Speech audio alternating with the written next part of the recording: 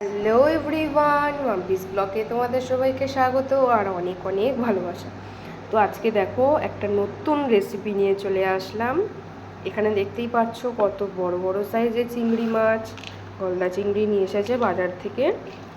তো আজকে এটা একটা নতুন আইটেম বানাবো। দেখো কত বড় সাইজের চিংড়ি মাছগুলো।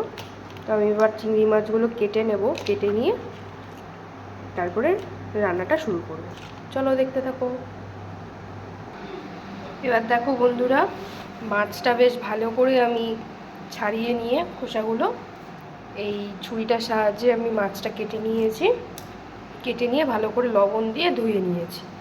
আর এবার দেখো এখানে কাঁচা লঙ্কা, সর্ষে পোস্ত দিয়ে আমি এটা ভিজিয়ে রেখেছিলাম অনেকক্ষণ। এবার এটা একটা ভালো পেস্ট বানিয়ে নেব। চলো দেখতে থাকো। যেহেতু কুমড়ো পাতা দিয়ে আমি চিংড়ি মাছটা ভাপা করব, সেই জন্য কুমড়ো পাতা তো লাগবেই মাস্ট। তো এই দেখো গাছ থেকে কুমড়ো পাতা কটা ছিঁড়ে নিয়েছি। এই কুমড়ো পাতাটা এবার আমি ভালো করে কুচি কুচি করে ধুয়ে নিয়ে কেটে নেব। এবার দেখো আমি একটা মশলার পেস্ট বানিয়ে নেব, সেই জন্য নিয়েছি একটা বাটি। তো এবার পেস্টটা বানিয়ে নেব।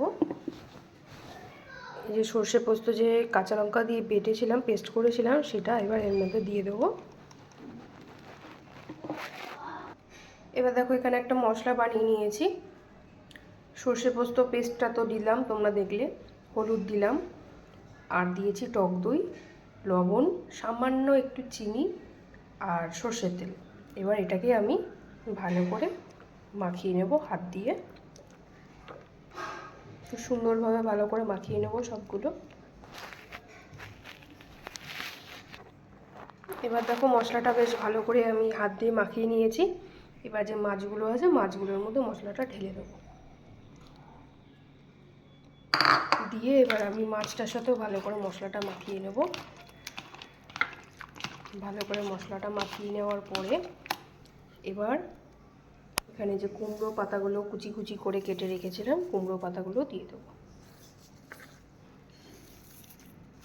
কুমড়ো পাতা দিয়ে এবার ভালো করে মাখিয়ে নেব।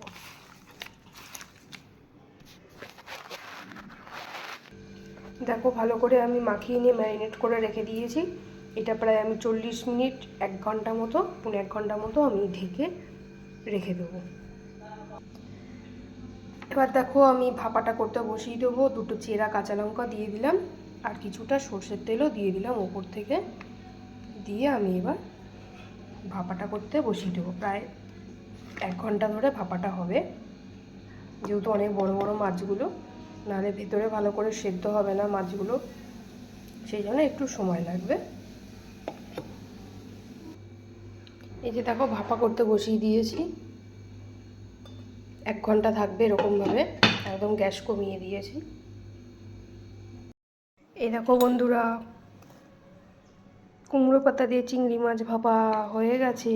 গন্ধটা যা সুন্দর বেরোচ্ছে না, কি বলবো। উফ, অসাধারণ হয়েছে। দেখো কত সুন্দর সেদ্ধ হয়ে গেছে। লঙ্কাগুলোও দেখো। তো আমার ভিডিওটা তোমাদের কেমন লাগলো তোমরা অবশ্যই লাইক কমেন্ট শেয়ার করে জানাবে। দেখা হচ্ছে পরবর্তী অন্য কোনো ভিডিওতে অন্য কোনো রেসিপি নিয়ে। টাটা।